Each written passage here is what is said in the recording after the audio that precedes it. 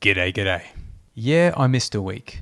Didn't record a video last weekend. Someone had a landmark birthday.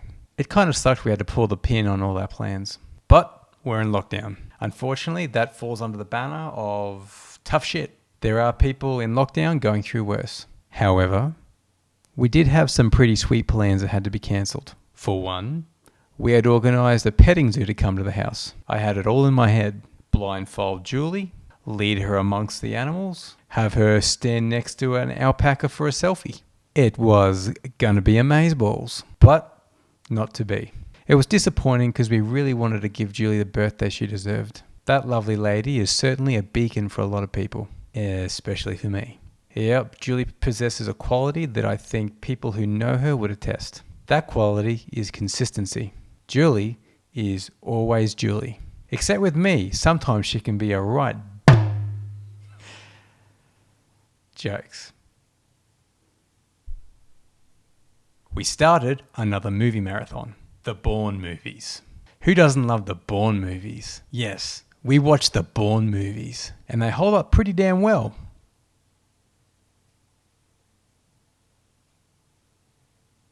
However, I have two minor quibbles. Certainly not deal breakers, but issues nonetheless. First off, as our hero is piecing together his identity, natural born killer arrives at his apartment in Paris. Little does he or his lady friend know, but an assassin is waiting for them. Now, what would you assume is the goal of an assassin? First and foremost, it would be to assassinate a target for monetary gain. Now, how does one accomplish that action? I would assume once you've been assigned the job, you'd need to know where your target is going to be, then plan a method of taking out said target that is silent and risk adverse. So your target is unaware, so little to no attention is drawn to you, so you can escape with little to no trace, preferably no trace. Now, we've established that Born to be Wild is a lethal and well-trained assassin. And yeah, it's safe to assume that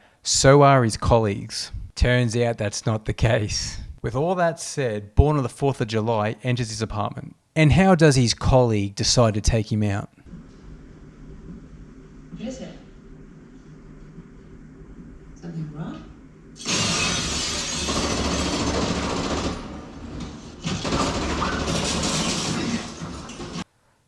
Really? Like that? The word inconspicuous doesn't really enter my noggin, eh? Let's go down the list as to why this option is fucking stupid. First off, nothing screams silence and precision than a automatic machine gun. An unsilenced automatic machine gun. Or rifle, I don't know guns. Even if you're well trained, you're leaving half your rounds in the wall. I would have assumed that if you're not sniping from another building and plan to get up close and personal, maybe a silenced pistol may have been a more delicate option. Speaking of delicate, I don't know if rappelling through a window is the most efficient way of achieving what you're after. To rappel down with enough velocity to smash through the window, you would have to been standing on the roof and jumping down. The fact that he executed that leap and got as close to Born Slippy as he did it's astounding. I don't know, maybe hide in a closet or something. Not to mention, smashing through glass has even more risks. What if he got a shard in the eye? Or got cut anywhere, leaving his DNA all over the room? I mean, glass is weird.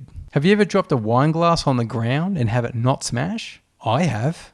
What if he rappelled down and bounced off the side of the window and landed on the street, making the scene play out like this? What is it? Something wrong? Now, before you say it, shut up, James, it's a movie. Yes, I know it's a movie, but you've gone to great lengths to set up a visceral and semi-realistic world. He's using pens and books and rolled up magazines as weapons. Obviously, when A Star Is Born went through assassin school, he had to have topped his class because his colleagues are imbeciles. Now, back to me, I got to suspend my disbelief and see these morons as a threat. Secondly, spoiler alert, we know there's more than one movie So Bourne a champion gets through this mess. Not surprisingly, due to his idiot equals, but to protect his lady friend from harm, he sends her away towards the end of the movie with a wad of cash, only to meet up later at a seaside scooter rental shop in Mykonos, Greece. Sure, why not? So the camera moves in on this rental shop, and strangely, this happens.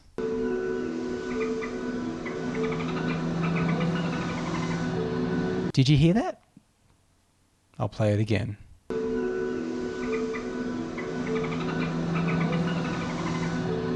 Yeah, it's the sound of a dolphin. Why am I hearing the sound of a dolphin? We've all seen a dolphin at the beach, but when's the last time you heard one? Now I understand how movies are made. They would have been sitting around doing the sound and they would have had a catalogue of beach sounds. Waves crashing, throw it in. Seagulls squawking, throw it in. Yeah, I got a dolphin sound here as well. They're at the beach, throw it in. Throw it in for good measure. Just a little bit lazy.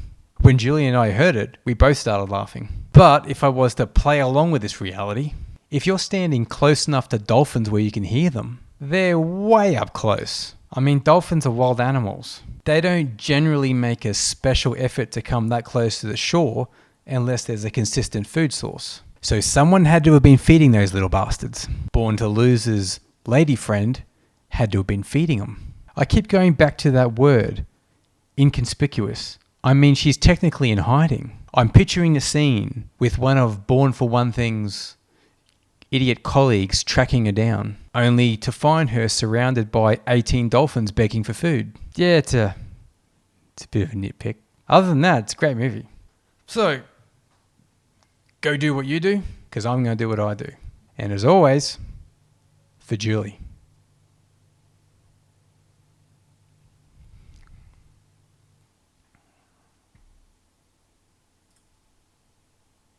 Smashing through glass. Glass.